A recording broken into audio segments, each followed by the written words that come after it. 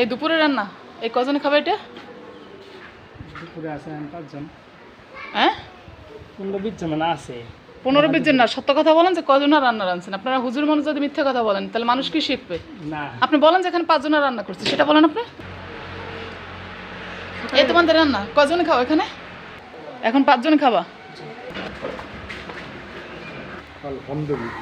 হ্যাঁ?